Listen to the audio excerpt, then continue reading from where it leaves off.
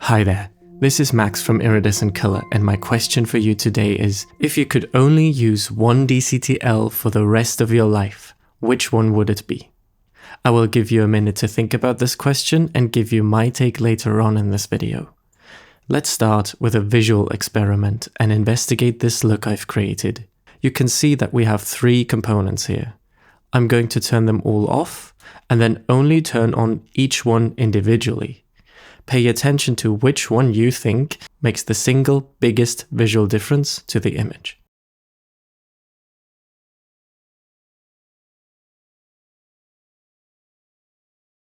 If you picked number 3, congratulations. This is my answer too. If you picked anything else, that's okay too. It's okay to be wrong.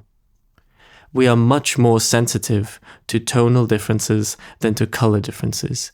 That's why we can read a black and white image just fine, because it contains all the information we really need to make sense of a scene.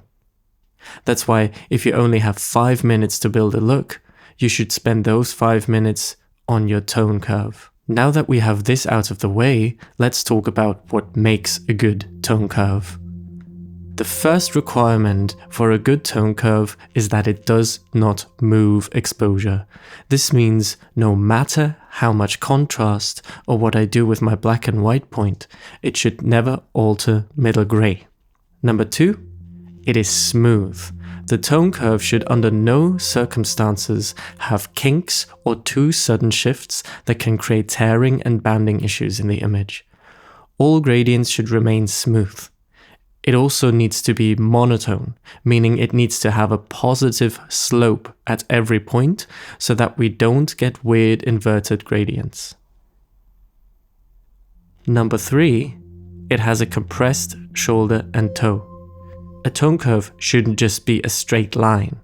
Just like the natural response of film, it needs to smoothly roll off highlights and shadows to compress the dynamic range into our final container, even when the slope at mid-gray is very high. Knowing this, we can evaluate why the custom curves in Resolve just don't cut it. Let's start with our first requirement. We need to protect middle gray. Already, there is no way to do this by default, so we need to use a middle gray generator, create an anchor point, and then delete the generator again.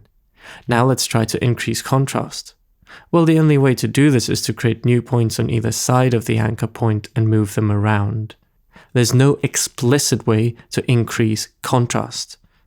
We could use the editable splines to do something like this, which also lets us kind of control the shoulder and toe, but I think you can see just how fiddly this is and how easy it is to get very zany looking curves. And the other problem is that we still can't adjust our contrast independently from our shoulder and toe, and whenever we change our contrast, it's very easy for the shoulder and toe to get messed up again. If you're in a session with a demanding client, you don't want to be fiddling around with the custom curves while they're breathing down your neck. The custom curves are just not good for look dev. Remember the question at the start of the video? I think the answer might be obvious by now. My catalog of DCTLs contains many exciting tools that can create very unique color palettes, such as the hue compressor and the Iris look dev suite. But if I could use only one DCTL for the rest of my life, it would be none of those. My Desert Island DCTL would be Filmic Tone Curve version 3. The most important control in all my looks components is the slope at mid-gray. This DCTL has a slider for that, and the best thing is that it's color space aware and never moves around exposure unless I explicitly move the pivot. The pivot control allows me to park middle gray up to one exposure above or below 18% gray. I can also control the white and black points to create a more filmic palette with milkier blacks and slightly mellower whites. The toe slider allows me to adjust the length and shape of the roll-off, getting anything from a deep inky toe to a very soft shadow roll-off, maintaining loads of detail.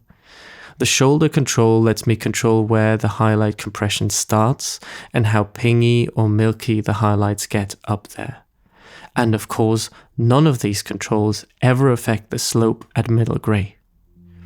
What's special about this DCTL is the per zone controls over the effect on chroma. If we apply this curve on the whole RGB image, we get an increase in saturation as we increase contrast, and slight hue shifts in the compressed portions.